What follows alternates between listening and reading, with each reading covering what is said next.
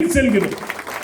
ஆனால் திராவிட முன்னேற்ற கழகத்தில் உழைப்பவர்கள் எல்லாம் கருணாநிதி குடும்பத்திற்கு பண்ணையடித்து அவர்களை கோடி கோடீஸ்வரர்களாக ஒரு மன்னராட்சி நடத்தும் போது எப்படி மன்னரின் மகன் மன்னராவாரோ அதுபோல அரசாங்க பதவி மட்டுமல்ல, திராவிட முன்னேற்ற கழக கட்சி பதவியிலும் தலைமை பதவியை அந்த குடும்பத்தை சார்ந்தவர்களுக்கு தான் கிடைக்கும்.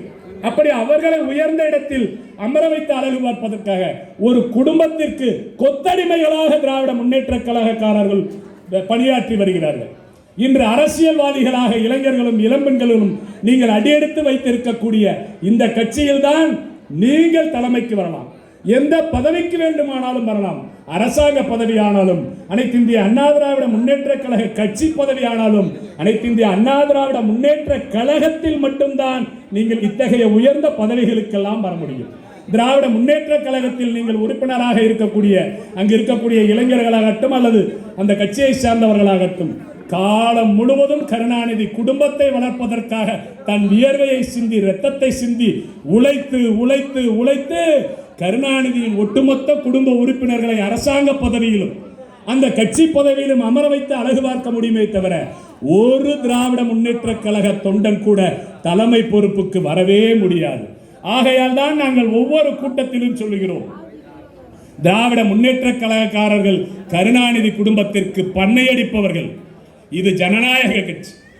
முதலமைச்சர் வேட்பாளர் யார் என்று போட்டி வருகிறார் அனைத்து இந்திய அண்ணா திராவிட முன்னேற்ற கழகத்தில். இதோ இப்போ நான் மாவட்ட செயலர் சொல்றேன்னு ஏதோ ஒரு வருஷம் நான் ஆவேன்னு முதலமைச்சரா, இதுதான் ஜனநாயகம். இந்த அதிமுக வேட்டி கட்டின யார் வேண்டுமானாலும் நாளை மாவட்ட செயலர் ஆகலாம், யார் வேண்டுமானாலும் பாசறை செயலாளர் ஆகலாம். அப்படி ஒரு ஜனநாயகம் இந்த அண்ணா திராவிட முன்னேற்ற கழகத்தில் இருப்பதால் தான் யார் முதலமைச்சர் யார் தலைமை என்ற போட்டி வருகிறது. இது ஆரோக்கியமான போட்டி, இது அண்ணன் தம்பிக்குள் வருகின்ற போட்டி. நாங்கள் விட்டு கொடுத்து கழகத்தை காப்போம். எங்களை ஆளாக்கிய, எங்களை எல்லாம் இந்த தமிழ்நாட்டில் அடையாளம் காட்டிய இதய தெய்வம் புரட்சி தலைவி அம்மா அவர்கள் இந்த மண்ணை விட்டு மறையும் போது சொல்லி சென்றிருக்கிறார், எனக்கு பிறகும் இந்த கட்சி 100 ஆண்டுகள் தலைத்து நிற்கும், இது தொடர்ந்து ஆட்சியை அமைக்கும் என்று சொல்லி இருக்கிறார். இதய தெய்வம் புரட்சி தலைவி அம்மா அவர்கள் மக்களுக்காக உழைத்த தெய்வம். அந்த தெய்வத்தின் வார்த்தையை நடைமுறை